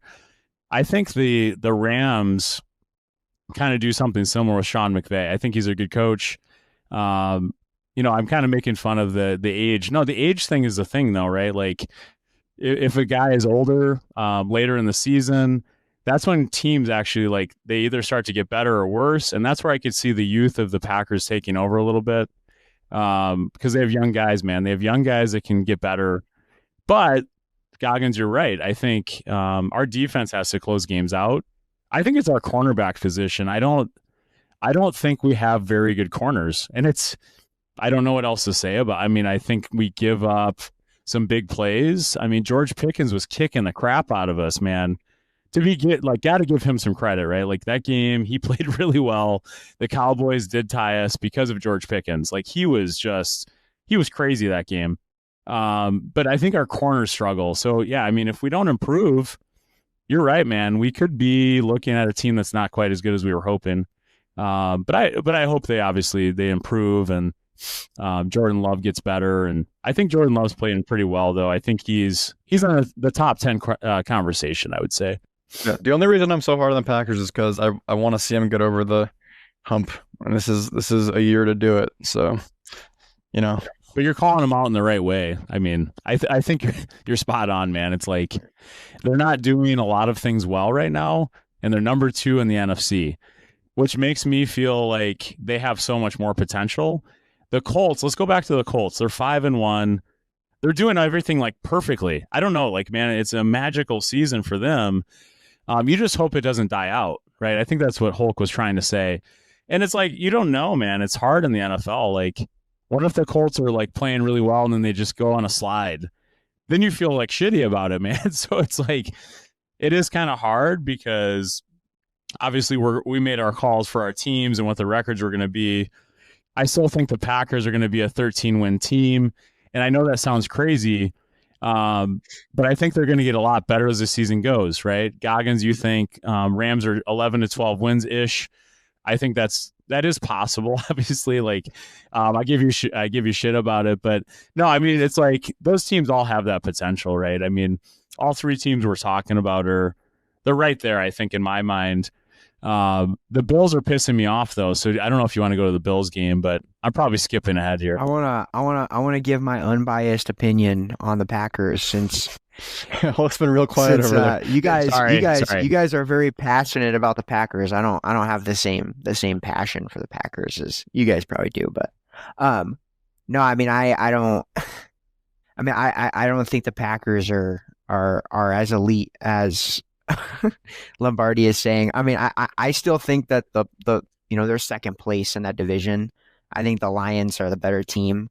Wait a second. They did lose to the Chiefs. They did lose to the Chiefs. What? What? Are you talking? The Chiefs are going to win the Super We beat Bowl. the Lions. What? It was one game. All right. Well, we have a better record than the Lions. What else am I supposed to say? Okay, Kyle, we have to start treating that tie to the Cowboys as a loss, though. Let's be honest. That was not we don't get credit for that one. That's a loss. Rest period after dark is done with that. Yeah, we're officially counting it as a loss. We're tired. Yep. We're tired of this shit. The Packers are the best team right now in the division so far. They're at the top, but I think by the end of the year, the Lions are gonna squeak it out. That's what I think. I think the Lions are a good team. But yeah, I mean the Chiefs did beat the Lions today. I kind of want to talk about that. which we can get into. But no, I mean, my unbiased opinion, like in all seriousness about the Packers, is I just don't see Micah Parsons being that big of a game changer, as like you're saying. Like he He's done. Kyle's walking off the show. he's he's one. He's going to bed. He's going to bed. I shocked him. This is these are the takes. This is the first. These are the takes This that is we the need. first. These are the takes that we need. This is the first on the rest period. We I have just need more pre-workout or Sorry, something. I don't sorry. know. Or creatine. To be fair, I could have said I don't see Michael being a game changer. That's funny. Yeah. Yeah, I just don't think Michael. You're damn Jerry Jones over there, kid. Come on. I don't think Michael is as good as everybody's been saying he is. Okay, no. Obviously, Micah Parsons is really good. Like, there's no doubt that he's really good.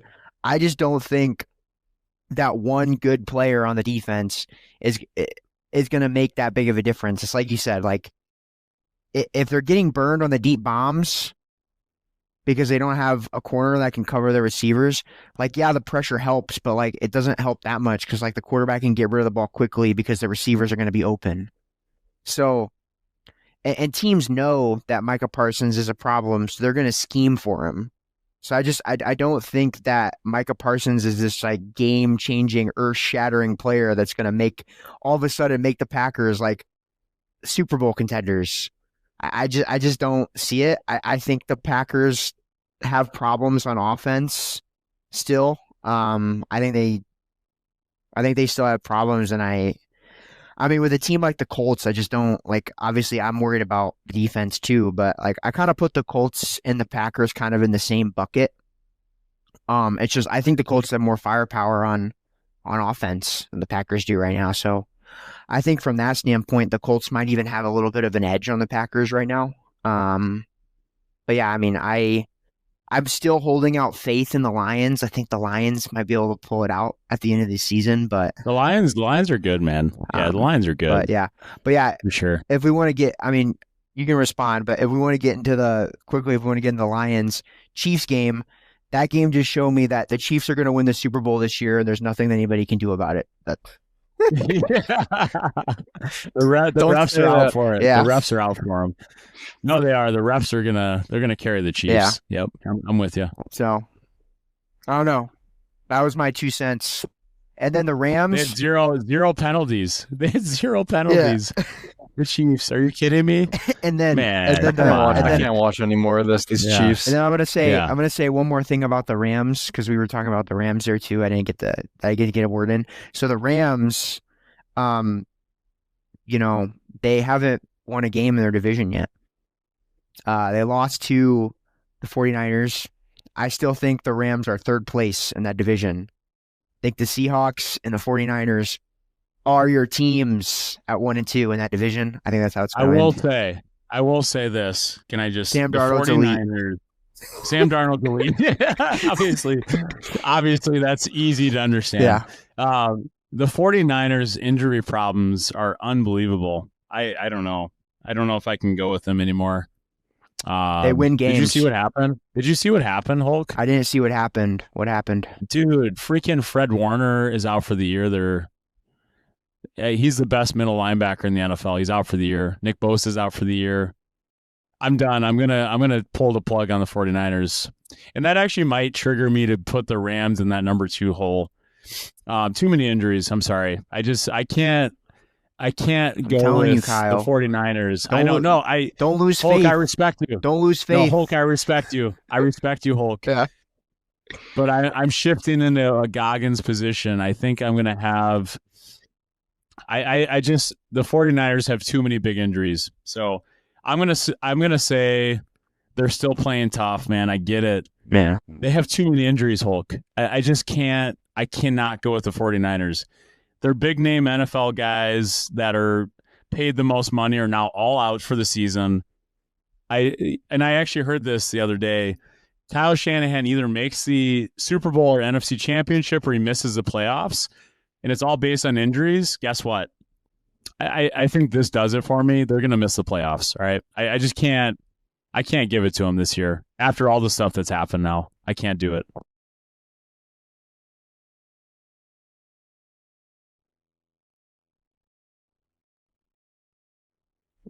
Where you at, Hulk?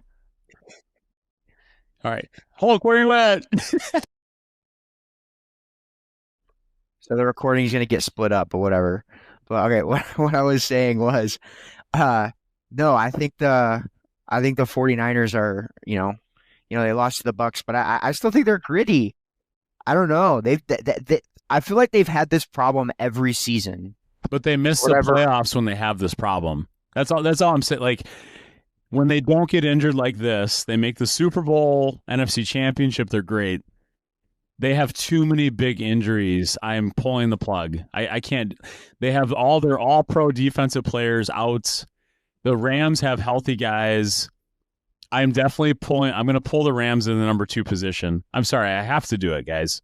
Like, I have to shift on the 49ers. It's just too much. Too much. Yeah, I don't know. I think Mac Jones is still going to pull some magic, Yeah. No, I mean, Mac Jones is playing well, but Christian McCaffrey's playing well. I don't know about Christian McCaffrey, Kyle. Yeah. He's Christian playing well in McCaffrey, fantasy world. He's got 108 carries for 336 yards. It's all about Put the that in- catches. It's all about the catches. I'm for just him. saying, put that in Yeah. perspective. Taylor's got, 10 more carries for 300 more yards? Like, So That's- McCaffrey's all about catches, though. So in fantasy world, he catches the ball. He's like I a damn understand. receiver out of the I understand, backfield. but I'm just saying that he's running into brick walls all day. No wonder he's having injury problems. Like 3 yards per carry, that tells me that you're just putting in a ton of work. Like that sounds exhausting. And he's 29 years old. I mean, I'm 30 years old myself. I can imagine that doesn't feel great. So You train Well- like him, you know what I'm saying? Like, we're training to be an NFL tight end. So, no, it's serious, man. Yeah, no, you're right. I think 49ers are done. You're right. He's taking a lot of volume. But A lot of I have volume, him not a lot in my more. other fantasy league. Dude's catching the ball out of the backfield. He's making plays. But yeah, their offensive line's not great. They have receivers out. They have their quarterbacks out. They have Fred Warner out and Nick Bosa out. I just can't I can't do it, man. So I'm going to move on from the 49ers. I think they're a done story for me. Yeah, we're getting close to the top of the hour here, so I kind of want to wrap up the just talking about the games. I can like speed run what's left that we haven't talked about. I mean, we can kind of talk about this one for a little bit, just because there's actually 2 games on here I still want to like kind of talk about a little bit more. Potentially 3. I mean, man, we might actually still have a little bit. So let's get the easy ones out of the way quick. so the easy ones out of the way. I mean, we still have to talk about the Bills too. Damn. Okay, so Yeah. Put Bills last. Put the Bills last. So easy ones out of the way. The 2 bad teams, Titans, Raiders. Raiders got the win. I mean, I think we all have come to the understanding that the Titans are the worst team in the NFL this year. Probably worse than the Jets. But they did get a win. The Jets did not get a win, so they can battle it out for which team's the worst. They fired their coach, man. Dang. They did fire their coach. Callahan, he's out of there, man. Yeah. Quick trigger. The Patriots got another W this week. I mean, we could talk Patriots. about this one. You guys want to talk about this one for a little bit? Yeah, Drake May. Goggins wants to talk about the Pats. We'll talk about the Pats. Drake May's good, man. Yeah, go. The Pats are good. I don't have much to say other than the fact that, I mean, 6 weeks in, who would have thought the Patriots would be tied with the Bills at the top of the AFC East? Yeah, Drake May's great. They've won 4 games in a row. What else can you say? Stephon Diggs. Damn, Stephon. He's playing well. Mike Vrabel's a good coach. Anyways, they're better than I thought. Yeah, that's The one thing I'll say about the That's right. Pats is they're better than I thought they were going to be. I thought they were going to be pretty mediocre this year, but they're better than I thought they were going to be. Steelers beat the piss out of the Cleveland Browns. The Buccaneers, we kind of mentioned this. The Bucs are pretty good. They handled the 49ers. Nice win there. and 2019. Baker's your MVP guy, right? Goggins, you said that. So He looked good. I think he's in the discussion for sure, right? Like, that guy is crazy this year. He's playing man. I think the discussion right now is really 3 guys. Daniel Jones, Josh Indiana Allen. Jones. Josh Allen is still in there. I gotta say he's got to be right. And then yeah, I think Baker's in there too. Honestly, Josh Allen might have slid down to the third place right now. Josh Allen's slipping bad. But let's cover Baker quick because we're talking. I'll give my emotions on the Bills in a second. Baker's just having a magical year. I think Baker is, he's baking. He's baking. Tell me, how is he doing it? Egbuka is out. Mike Evans is out. Godwin's out. Bucky Irving was out. Dude, they had no-name guys running routes. Like, I don't know. Baker Mayfield, man. That's Baker Mayfield just needs a body that can catch the ball. He can make it happen. Dude, you're not wrong. I mean, dude, all their guys are out. He could have me out there running routes, and he would still be scoring touchdowns. He had Goggins at tight end running the seam route. He had Hulk running the out route. You know what I'm saying? Yeah. Yeah. So long as I can catch the ball, I can catch the ball. You can catch that rock. Yeah. So, yeah. Dude, I think it was Tez Johnson. I think it was. I don't know. I can't remember the receiver. Yeah, the guy that flipped. That was there was like this tomahawk catch.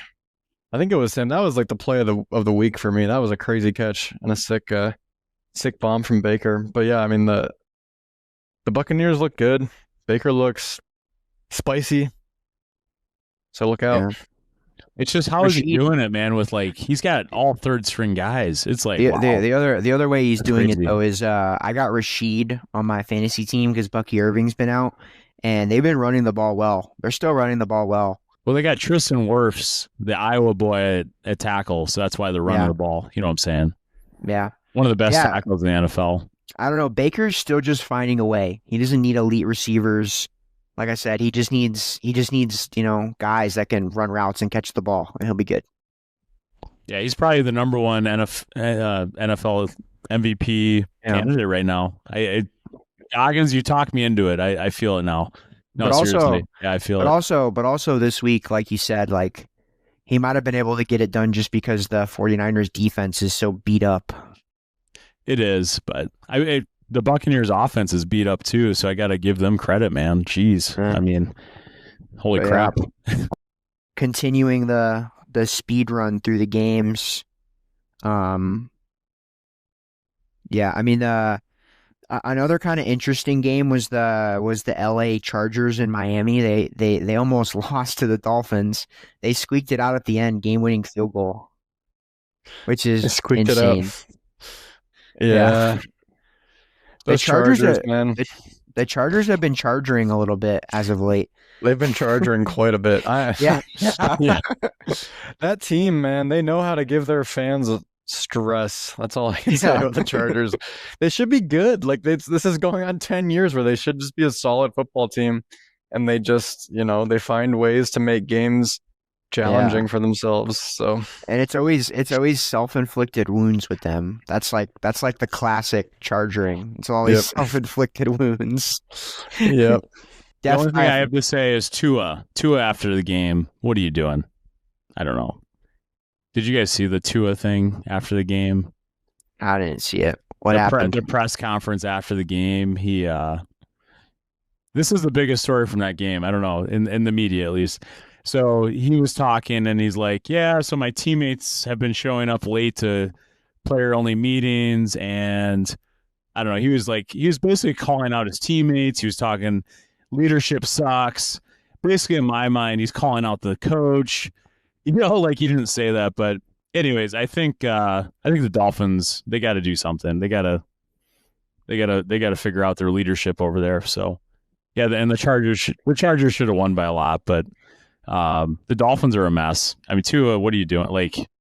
That was just pathetic, I thought. But yeah, I think the Dolphins have a lot of culture issues for sure. Yeah, we think Mike McDaniel's on the hot seat then, or isn't he? He has to be, right? You'd think so. I'm kind of confused because he's just there still, and Tua did that. It's like, I don't know what to read into that. Is Tua done? Is Tua on the way out and he's saying stuff like he's saying, or is it the head coach is on the way out? I can't tell. I can't tell, actually. You think Tua is starting to show early signs of CTE? Actually, I heard something. Manti Te'o is his friend, and he says he's showing more aggressiveness. Like it's not his normal personality, and he's becoming more aggressive. Yes. Yeah. I think the answer is yes. Yeah, absolutely. I think that might be part of the reason. I mean, dude got some pretty nasty concussions. Yeah. So I think Manti Te'o said he used to be a calm guy, and he's like lashing out and like aggressive this year. I don't know. I feel bad. I feel bad for the whole thing, but yeah. We can go into hot seat. The last game on the docket is that we haven't talked about at least a little bit is the Jets in Denver, which is interesting just because it was such a close game and it was such a low scoring game for it being the Jets. And it was also interesting because the Jets had negative passing yards for this game. Somehow they still scored 11 points, but I don't know. It's just what do you say? What do you say? It's just an interesting game. That's crazy. Justin Fields up for negative 10 yards at the quarterback position. Yeah, that's Aaron Glenn. Yeah, I feel bad for him. I feel bad for Aaron Glenn. The Jets. Mark Sanchez. Maybe we should go into Mark Sanchez with the Jets. Yeah. Yeah, geez. Justin Fields had the second worst week of Jets quarterbacks. Actually, yeah. At least he didn't this year. Prison. This year, yeah. At least he didn't go to prison like Marky Mark. That's yeah. Geez, bad year to be a Jets quarterback. Mark, what are you doing? Anyways, yeah, the Jets. You feel bad for the Jets right now. I don't know, man. I don't know. They should have hired Mike Vrabel. That's what I feel. Yeah, I don't know. You just look at these stats. You just look at these stats from the game, and you're like, man, the freaking Broncos must have like destroyed them. But then you look at the score, and it's like 13-11. How the heck does that happen? How do you throw for negative yards? But I mean, really, what it is just like the Jets defense was feasting in the backfield. They got 9 sacks. Yeah, they played well. They played well. I'm looking at the play-by-play of this game. This is the second quarter drives. Punt, punt, punt, punt, end of half. That's super interesting. Super interesting. The game was in London too, right? Yeah, it was. Sounds like a London game. They were playing rugby or something, it sounds like. Yeah. They went to rugby instead of football. They're like, let's punt. The English rules, yeah. Yeah. No, I mean, I don't know. The Broncos and Jets are two boring teams apparently, but the Broncos, they somehow won. I don't know. I said they were going to win the AFC West. I don't know.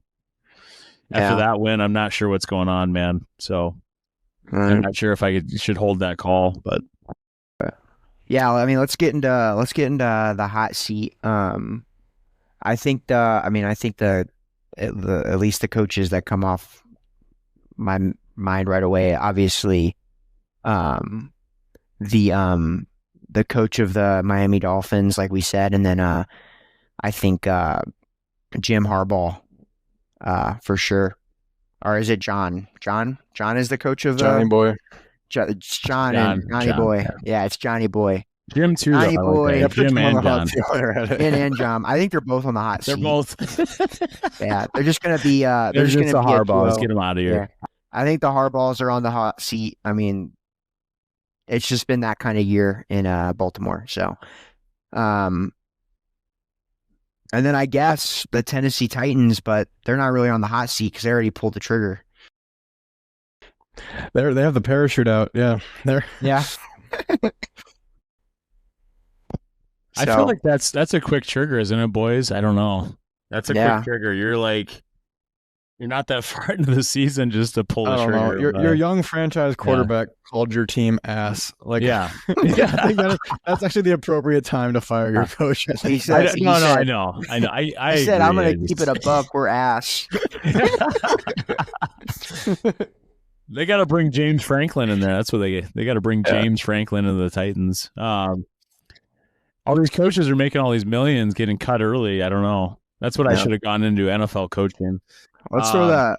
Be really good for a little bit, and then just get really bad, and just get paid out, buyout. You know what I'm saying?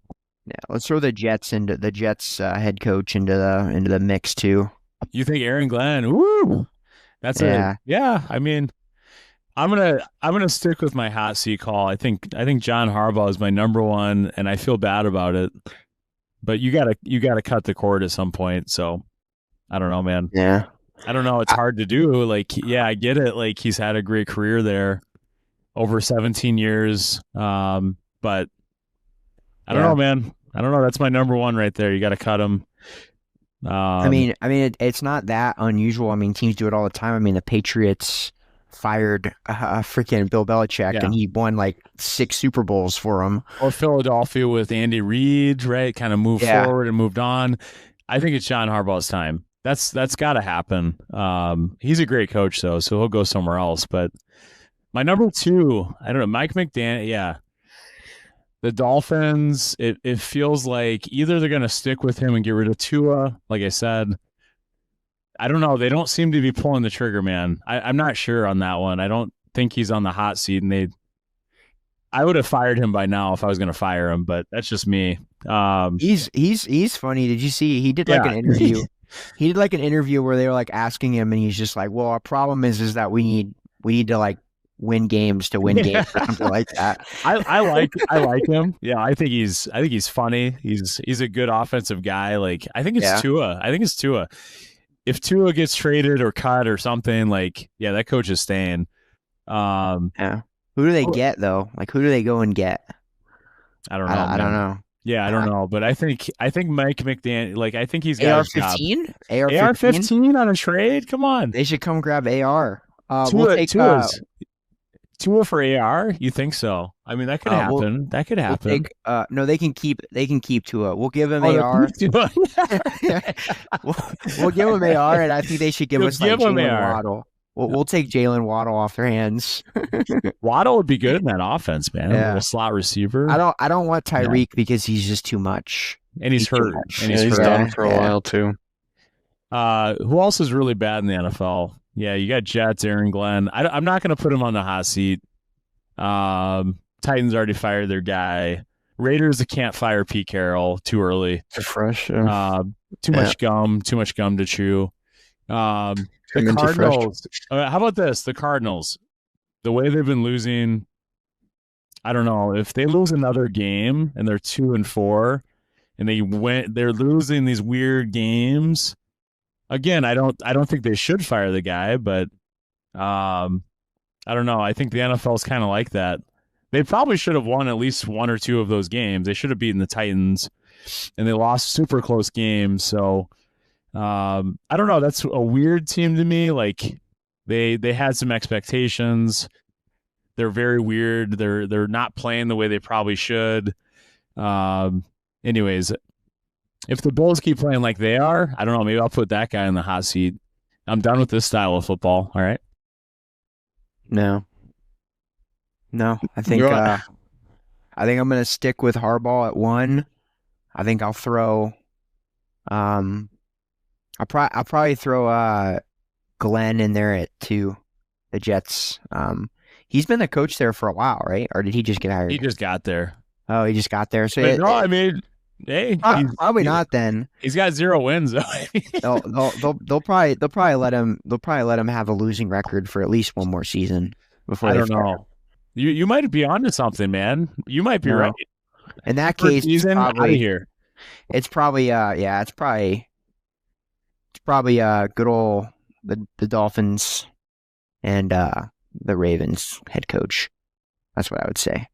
I forgot to mention Dayball is on my list, but they did just beat the Eagles, so he makes me feel like maybe he saved his job for a week. You know what I mean? Yeah. I did say Dayball last week. Then they went out, they beat the Eagles.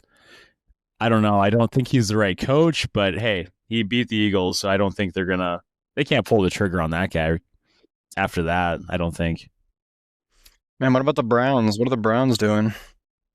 Yeah, what do you think, man? That's the Browns beat the Packers, so they get to stick around for a little bit. Yeah, Stefanski. It's weird with Stefanski. They're winning 1 game this year.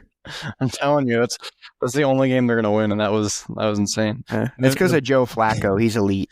He's 40. He's 40 years old, and he's no joke. You know what I'm saying? People forget he's a Super Bowl winning quarterback, and sometimes he likes to bring that out for like 1 play. Just like one or two plays, one He or two remembers. plays a game. Yeah. He's got that muscle memory. Kicks into gear every now and again. He's got the Yeah. Packers number, Goggins. I think that's our problem. We got to Sometimes get rid of Joe Flacco. We got undefeated the rest of the season. Okay. Sometimes he's out there playing football and he forgets that he's like 40 years old. So like for like 2 or 3 plays, he goes back to his old self and then he realizes, oh shit, I'm 40 years old, and he throws a pick on the next play. Yeah, I got to stop playing like that, man. I got to stop playing like that. Cramps start kicking in. He starts getting dizzy. Yeah. All right. We'll wrap it up with you want to do sleepers? You want to do like your We never did the Bills game. We never talked Bills, by the way. All right. Well, in that case, Kyle, take it away on the Bills and we'll wrap it up. We got to talk the Bills game, do we not? I mean, hey. I mean, you said leave it for the end, so I was leaving it for the very end. Okay, I got to get my emotions out. Okay. So let it rip. I'm going to keep it short. Josh Allen did not play well. Atlanta Falcons defense played really well. Holy crap. They were all over us. And Bijan Robinson. Hulk, you know what I'm saying, because you had him on your fantasy team. Bijan was unstoppable. Bills they have some broken ribs, guys, so I'll leave it at that. I think they took some shots to the ribs, man. I'm telling you. The Falcons are no joke. They played hard. They played well. The Bills and took the hits. Bijan's really freaking good, guys. Holy cow. That guy's incredible. So the Bills can't stop the run. I already knew that. So it's nothing surprising. They can't stop anybody on the run game here. But yeah, Josh Allen underperformed, so I'm a little disappointed in him. Lastly, James Cook did not cook. I'm aware. I'm aware of that. Yeah, so Hulk, you take the James Cook, but it's the tale of 2 running backs on my team. The tale of 2 running backs on my team. We got Cook, who did not cook for the second week in a row, which has been hurting me. It's been hurting my chances of winning. But when you got Bijan on your team too, I mean, it's fine. He can score for both of them. It's all good. No, I mean, seriously, Bijan's no joke. I think he has 400 yards rushing and 300 yards receiving. Had an 81-yard rushing touchdown against the Bills. I don't know, man. The Bills, everyone's calling for them to win every game, have now looked pedestrian. So I don't know. The fact that the Bills not being able to stop the run is no joke. I mean, Bijan ran for 170 yards. Yeah, they can't stop the run. I'm very disappointed. And on top of it, I think he got like over 100 receiving yards. He had a monster game. Yeah. That guy's incredible. And I'll tell you, like Drake London was eating us up, man. Yeah. Drake London got 158 receiving yards. We were not covering Drake London. We didn't care to cover Drake London. And the Falcons are down to their backup left tackle, their third string right tackle. The Bills don't care. Let's just give them some yards out there. I don't think I've ever seen this ever, that a running back is the number 2 receiver on a football team. Yeah. Well, that's Bijan. Man, he can catch that ball. I mean, I don't know. Him and McCaffrey are dangerous. And James Cook is supposed to be that, but he was not that. Yeah. I don't know, Goggins, your Patriots, what do you think? I mean, am I in trouble? I mean, I got to ask you, Kyle, because 2 weeks ago, you were saying you wanted some bruises. Yeah. And now you've been slapped around a little bit these last 10 days. Yeah. How does it feel? Like, are these the bruises you were looking for, or are we a little worried? Actually, yes. No, I think the record is 4-2. It's not bad. Same as the Rams. I think we took some shots to the ribs, and I think it's good for the Bills. They're always known as like a softer team. I don't know. They don't play physical defense the way they should, and you guys saw it with Bijan. He just like freaking ran through him, man. I don't know. We don't do a great job of stopping the run. This has always been a problem.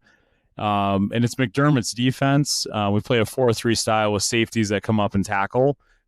But when they don't tackle, which Bijan he made probably 10 to 12 guys miss. We look pathetic, man. We look pedestrian. So, yeah, I actually think well, I know it sounds dumb, but like, yeah, it actually is probably good for the Bills to lose, take some shots to the ribs. They need to play better. Josh Allen was not great. He's not an MVP favorite anymore in my mind. He's not playing great, guys. And I thought he was maybe 2 weeks ago, and he's just he's lost his way a little bit. So yeah, now if they go on a big slide, maybe this is the true sign of what we are, right? Like, but I think it's good for us to at least toughen up, to play better, get more disciplined, I that hope kind of I thing. hope not, Kyle, because right now the Patriots are winning that division, and it's pretty gross. I know. Like, I know. No, it's kind of I wanted interesting. to- It's I kind wanted of to- interesting. Giving some flashbacks. I wanted to see. I'm having flashbacks right Bad now. flashbacks over here, yeah. I wanted to see a decade of the Patriots being bad to make up for the decade of them being the dynasty that they were. It almost happened, and then they brought Mike Vrabel in. Damn it. He's a good coach, man. Like, I don't know. Yeah. Drake May's really good. I think Josh Allen will be fine. I just think it's been 2 bad weeks, but Well, you never take a short glimpse into the NFL season. If they end up being 13-4, we'll all forget about this talk. But I think it's good for them. I think it's good for them to learn from their mistakes, to improve. They have the most talent in the AFC, other than probably the Chiefs. But the Chiefs have underperformed too, and they're getting Rashee Rice back. So the Chiefs are going to be a problem. They got guys coming back. They beat the crap out of the Lions, who are supposed to be the best team in the NFL. But yeah, I think the Bills got to play better, man. There's no excuses. There's no excuses. Yeah, all of a sudden, looking at the AFC West too, like the Chargers have chargered a couple weeks. The Broncos aren't as good as probably what they were expected to be. And the Chiefs are 3-3, so they're right in the mix. So it's unfortunately, it's still very possible for the evil empire to do it again. So I was gonna say that. So the Bills have a bye week coming up, and on November 2nd they're playing the Chiefs. Do we think is that still an AFC Championship preview? I'm gonna hold What do we true. think? Yeah, I'm gonna hold true. We're only 6 games in, guys. I'm gonna hold true to everything. But the 49ers, I'm pulling the plug. I said a lot of good things about the 49ers in the past year. Too many injuries. I think the Chiefs, they're going to be good. The Bills are going to be good. Is everybody on their The Colts are defense? going to be good. Yeah. The Colts we've been saying the Colts are good. I did not put them in the AFC Championship game. I think, Hulk, you're feeling that maybe the Colts make the AFC Championship game now. I think I'm not going to do that. I think the Colts win the AFC Championship game. That's fun. Dude, That's at great, this point- man. At this We point, should've- at this point at 5-1, best record in the AFC. It's Super Bowl or bust for me. If they anything other than that is a disappointment at this point. Ride it, baby. Ride the wave. They've been showing Super Bowl level ability. I think. I think that they've been. I don't know. It just feels that way. I just got this feeling about this team right now. These are the kind of teams that win the Super Bowl. That's all I'm saying. We should have bet on it. We So I was talked about the gonna say- betting odds. Yeah, 4 weeks ago, I think when the Colts are maybe 1-0, maybe 2-0, we were talking about. I think there were 70-1 odds, maybe even a little bit more. Yeah. And every time they win a game, the odds just get worse and worse. Yeah, 14-1. They're 14-1 Super Bowl champions now. How crazy is that? That's kind of cool, though. That's kind of cool. Yeah. Like a team that was unexpected. Not unexpected by us, I don't think, but by the outside world, no one thought that, man. But they're freaking good, man. It's fun. I still think the Bills are going to be really good, but the Colts are the best story in the NFL. I can't deny that. I can't deny that. They're fun, man. The Bills are taking shots to the ribs. The Packers can't close games out. No, there's a lot of problems with teams that are supposed to be elites. The Ravens are not elite anymore. Everyone said they were great. A lot of teams have shifted, right? So it's cool, man. The Colts, it's fun. It's fun. I'm very passionate about this whole Ravens thing. They've been saying the Ravens are elite every single season for the past 5 seasons. They've never once been elite. I don't want to hear it. They're not elite. They've never been elite. they've been good enough to make the playoffs and lose like in the first round. Yeah, you're right. They're just as good as the Steelers. That's what the Steelers. It's the power rankings, right? They love the Ravens. They love the Chiefs. They do love the Bills. I'll say, like, the Bills were number one on the power rankings. At least with the Chiefs, there was some level of justification. I mean, they were about they did go to the Super Bowl 3 years in a row. So they love the Eagles too. They love the Eagles. Now they hate the Eagles, right? Like, but like I said, the Ravens are like the Steelers. Except this year they're not like the Steelers, but like the previous season they're like the Steelers. They make the playoffs, they lose in the first round, and they're done. It's an annual tradition. It's an annual tradition in Pittsburgh to barely make the playoffs and lose in the first round. That's a Rams thing too, isn't it? That's a Rams thing. Other than the year they won the Super Bowl. Yeah, it is. We've talked about the Rams. Oh, I always have more time to shit talk the Rams. Although the Packers haven't done much better lately, so in the playoffs, yeah, we don't have much going. I'm just saying. Out of the three teams that we talk about a lot, I'm over here. I'm having the best time right now. I said, you got the best record. It is fun to be a Colts fan right now. Just let me tell you. Yeah. We should be 6-0. That's what I'm saying. We should be 6-0 won that right game. now. You should have won that game. Butts for candies and nuts. We'd all have a Merry Christmas. This is what I'll say. I'm going to compile all of this trash you guys are saying about the Rams and Matt Stafford, and I'm going to mail it. I'm going to put it in an envelope and send it to the Rams office. No. Come playoff time, and they're gonna get over the hump when they see these fools talking about how they are contenders. Goggins, what you gotta do, and I'm all for this because that's awesome. I'm fine. I can dish it and I can take it, but like, what you should do is at the end of the season, if like the Rams win the Super Bowl, like for whatever reason they win the Super Bowl, right? You should make a compilation of all the shit talk. You better believe and then at it. the very end, and then at the very end, it's just Stafford hoisting the Lombardi Trophy with a walker. I'm going to that parade if they win the Super Bowl. I'm gonna run straight from Wisconsin to Los Angeles. You're a Packers fan. What are you talking about? Come on, man. Look, I'm rooting for the Packers. Don't get me wrong. I'm rooting for the Packers. You're a Packers fan. Push comes to shove, I'm rooting for the Packers. Yeah, you're a Packers fan. I just like it's just for the sake of all that is good and all that is good and true. The Rams, and then the Rams show their true colors. What are you talking about? I still don't believe it. Guys. I'm just saying. Maybe. I think he's a Patriots fan. A Packers fan. That's a true Goggins. That's what I'm saying. Yeah. The Rams are just that's your hype team this year, right? That's your hype team. I get it. That's my analyst. That's my analyst pick, Yeah. That's my studied selection. Yeah. And then exactly. And then if the Rams win the Super Bowl season 2 of the Rest Period After Dark, we'll just have to start respecting Goggins' opinion a little bit more. Yeah, we can't talk any trash about the Rams. We'll just be like, well, we gotta be done. Last season he was right about the Rams, so he's probably right about whatever team he's hyping up this year.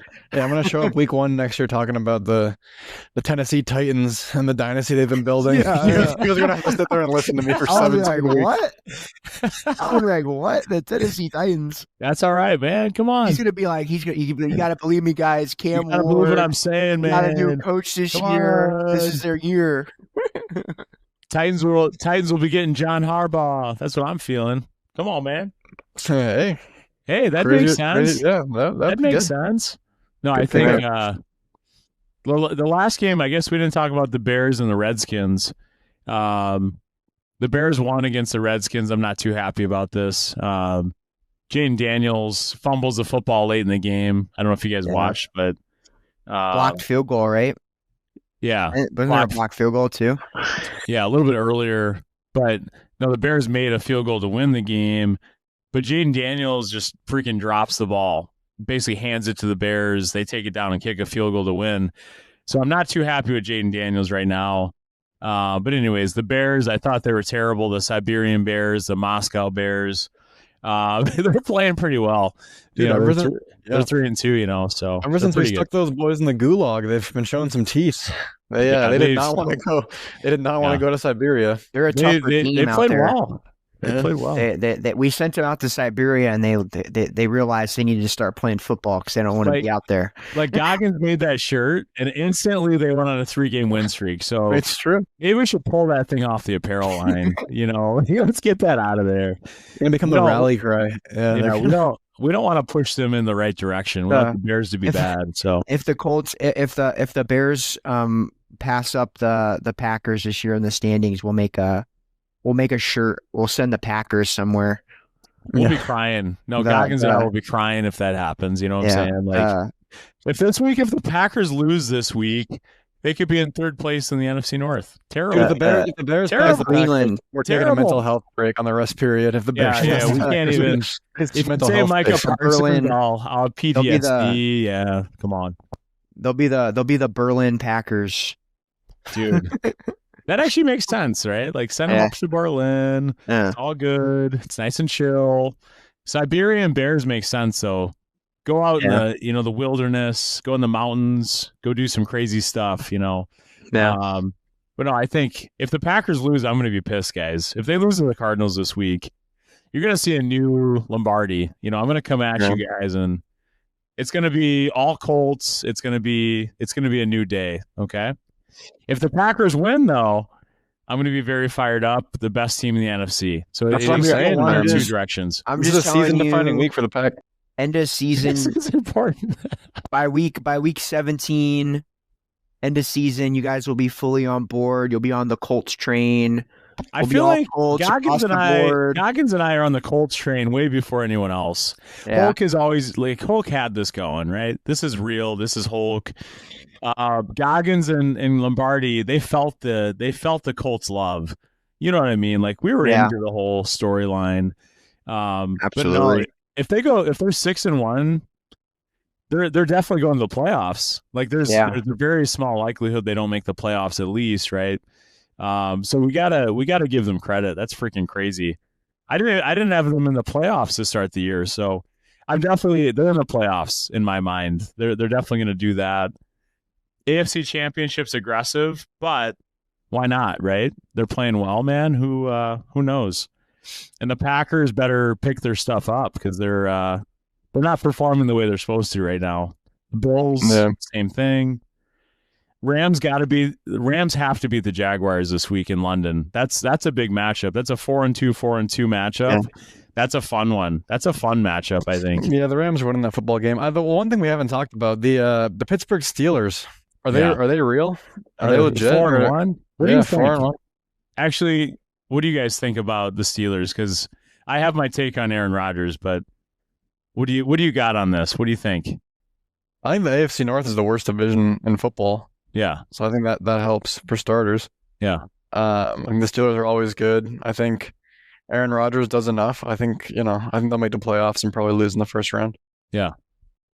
It's kind of the same thing we said earlier. It's like, I think they have a great defense. TJ Watts. They got freaking Jalen Ramsey. Jalen Ramsey had 2 sacks. The first time in his career he's had 2 sacks. That's awesome. Yeah, they got some veterans that are really good. So I don't know. Their defense is holding them together. They got Jalen Warren at running back with Caleb Johnson, the Iowa boy. And then DK Metcalf, man, he's playing well. So I don't know. The Steelers are clearly going to win that division. It's pretty much over already statistically, isn't it? I mean, close to, yeah. It's like it's so bad on the other teams that I don't know. Yeah, the Steelers are a good story, and the Packers play the Steelers in 2 weeks. So again, like if the Packers win this week, and then they match up with the Steelers, who could be 5-1, that's kind of a fun matchup. Aaron Rodgers, I think, is coming back to Lambeau. That'd be kind of a hype game to talk about, but. Yeah, I think the Steelers are for real. Mike Tomlin's a good coach, Are they as good as the Colts is the question. You know what I mean? Like, they both have 1 loss. It's a hard. They haven't played each other, so I don't know. I think the Colts might be a little bit better than the Steelers. Yeah, we'll see for sure, but I think we should wrap it here. We're over 2 hours. That's enough football. That's enough football for 1 week. That's it? I think I'm Parsons. Tyler's just getting warmed up. He's ready to talk. Ready to talk Bills. Just getting in my bag right now, right? But yeah, with that, this has been the rest period. Signing off. Thank you guys for watching. Like, comment, subscribe, comment. Like we said, check out our merch. Here we go.